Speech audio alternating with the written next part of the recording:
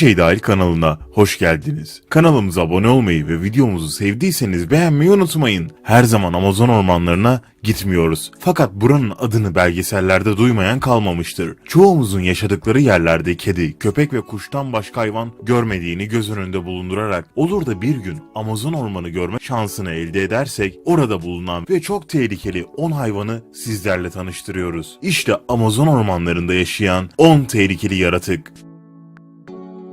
10 numara Yeşil Anakonda. 9 metre uzunluğunda ve 230 kilogram ağırlığına kadar çıkabilen bir yılan. Bu hayvan arkadaş yaşantısının büyük bir kısmını Amazon nehirlerinde avlarını bekleyerek geçiriyor. Hayat bu. Ne olacağı belli olmaz. Gün olur bir şekilde kendimizi Amazon ormanında bulursanız nehirlere dikkat etmelisiniz. 9 numara Kırmızı Pirana. Bu balık sürüsü korkusuz olmalarıyla tanınıyor. Saniyeler içerisinde kemiklere kadar tüm etleri kemirip bitiren bıçak diş bu cengaverler de Amazon nehrini mesken tutan canavarlardan. Özellikle suyun çekilmeye başladığı ve avlarının da azaldığı dönemlerde ne bulsalar saldırıyorlar. Öyle ki birbirlerini bile yiyorlar.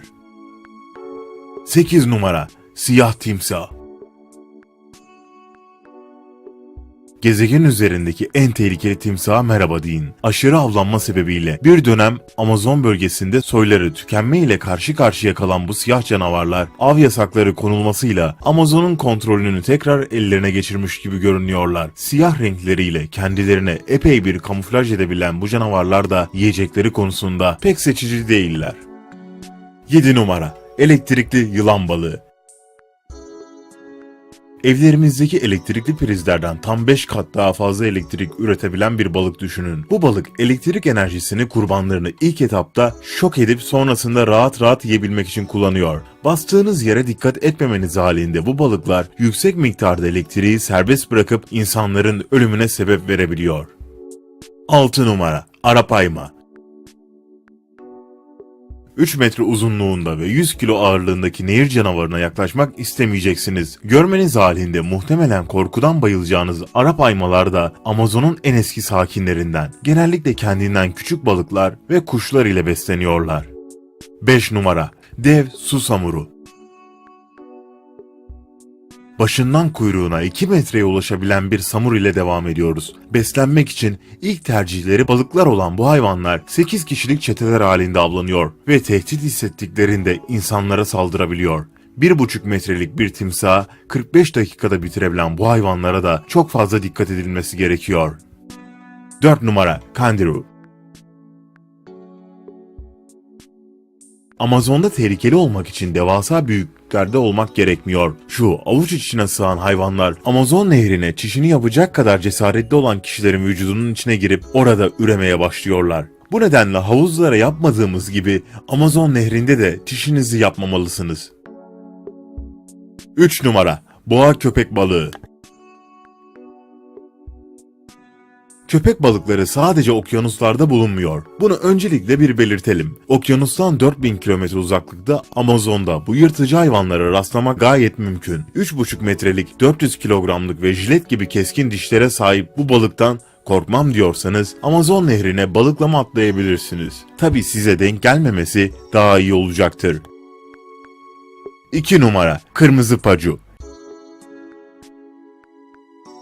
Dişçiye gitse epey bir masraf çıkaracak kırmızı pacu ile ısırığı bir parmağı koparabilecek güçte. Nedendir bilinmez ama kırmızı pacuların genellikle erkek yüzücülerin testis bölgelerini ısırdığı rapor edilmiş. O yüzden Amazon ormanlarına eğer giderseniz kesinlikle nehirlerde yüzmeye kalkışmayın. 1 numara Payara Balığı. Acımasız katiller diye adlandırılan Kont Drakula kılıklı payara balıkları 1,2 metreye kadar büyüyebiliyor. Pirana ailesinden payara, Amazon nehrinde yaşayan en büyük balıklardan biri. Payaralar, Amazon nehrinin derin ve hızlı akan sularında, özellikle de Orinoco nehrinde yaşıyorlar. Piranalar bir kuş yuvadan düşünce gidiyor, yavruyu parçalayıp yiyor. Payara ise dalda duran kuşu yakalamak için öncelikle sudan fırlayarak sıçrıyor ve kuşu dalından alıp suya indiriyor.